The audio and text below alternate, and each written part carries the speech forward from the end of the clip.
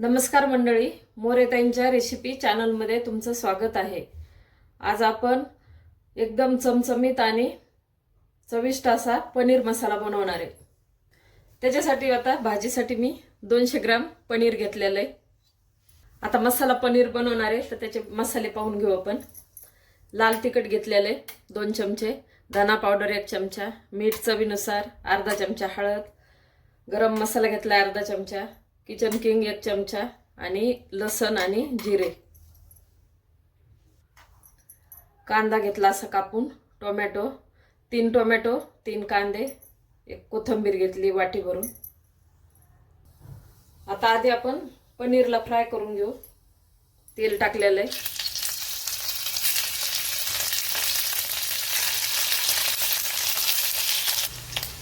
आता पनीर फ्राय करून झालेले तर आपण काढून घेऊ। आता पनीरला फ्राय केलेले आपण कांदा टाकू। आता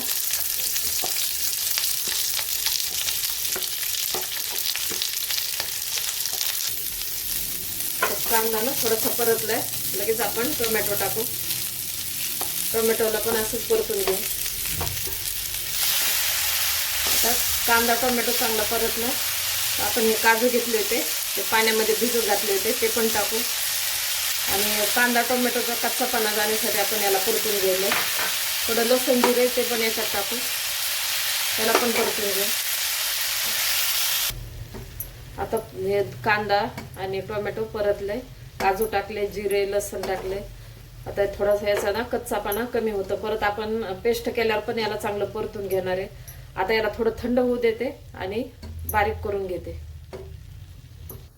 आता आपण टोमॅटो आणि कांदा बारीक करून घेतलेला आहे, पेस्ट केलेली आहे ती टाकून घेऊ। आधी तेल टाकलेलं आहे।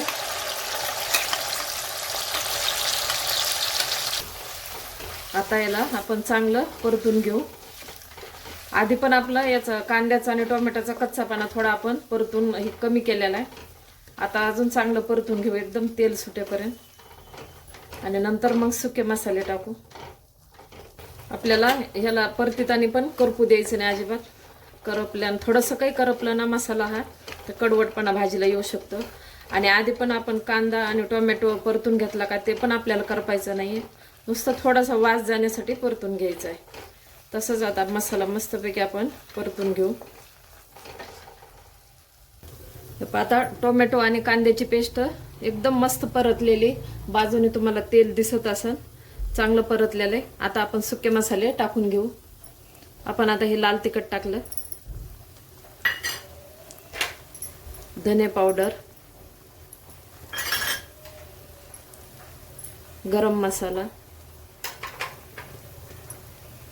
किचन किंग मसाला,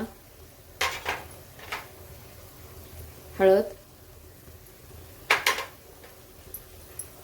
आणि मीठ आपण चवीनुसार टाकून घेऊ। आता याला परत आपण परतून घेऊ।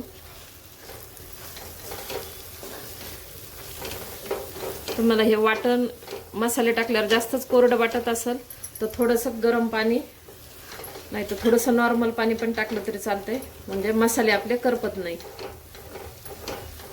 आता याला पण आपण छान परतून घेऊ। आता मसाले टाकल्यानंतर पण छान परतले, पण तरी पण आपण आता थोडंसं हे भांड्यात पाणी टाकले गरम मी, हे पाण्यात आपण थोडासा अजून मसाला परतून घेऊ, किंवा झाकण ठेवलं तरी चालतंय, चांगला परतून घेऊ। आता आपण झाकण ठेवलं होतं तर काढून घेऊ। वाह, एकदम भारी वास सुटलाय, मस्तपैकी मसाला आपला परतलाय, छान तेल सुटलेलं आहे।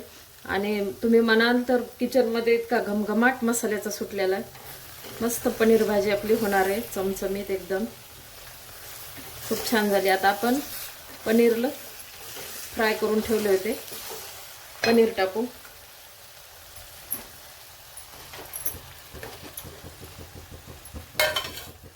आपण कोथिंबीर पण टाकू।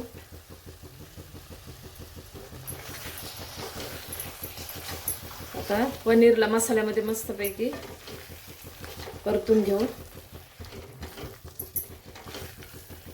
खरंच खूप छान वास सुटलेला आहे। अशा पद्धतीने तुम्ही एकदा खरंच नक्की ट्राय करून बघा। आणि काहीच नाही, घरच्या आपल्या मसाला डब्यामध्ये जे मसाले असतात का त्याच्यामध्येच आपण भाजी तयार केलेली आहे. आता आवश्यकतेनुसार आपण थोडंसं पाणी टाकून घेऊ. कारण थोडी पातळही झाली ना तर काय होते बरं का, आपण काजू टाकलेले आहेत ना, तर थंड भाजी झाली ना तर काजूचा आहे ना घट्टपणा, थंड झाल्यावर काजूनं घट्टपणा येऊ शकतो याला. म्हणजे येतोय, मी करून पण पाहिलेली आहे ना. त्याच्यामुळं थोडंसं तुम्हाला जर अजून पाणी लागत असेल, मी थोडंसं पाणी टाकणार आहे, तर पाणी टाकू शकता. नाही तर तुम्हाला असंच जर पाहिजे असेल तर अशी पण खूप छान होते. मस्तपैकी झालेली आहे. थोडंसं पाणी टाकून घेते. आपण हे भांडं धुवून त्याला थोडंसं पेस्ट लागलेली होती, ते भांडं धुतलं आणि तेच पाणी टाकून घेतलंय. आता याला हलकीशी आपण उकळी आणून घेणार आहे, कारण आपला मसाला एकदम मस्त परतलेला आहे. म्हणजे भाजी आपली रेडीच आहे. थोडीशी उकळी आणू याला.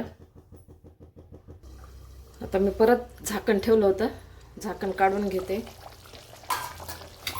हा हा हा, मस्तपैकी वास, खरंच कितकंच वास यायला लागला, असं वाटायला लगेच जेवायला बसावा. अशा प्रकारे आपली पनीरची भाजी तयार आहे. मस्तपैकी एकदा नक्की तुम्ही ट्राय करा. आणि रेसिपी आवडली असेल तर लाईक करा, सबस्क्राईब करा आणि शेअर पण करा. धन्यवाद.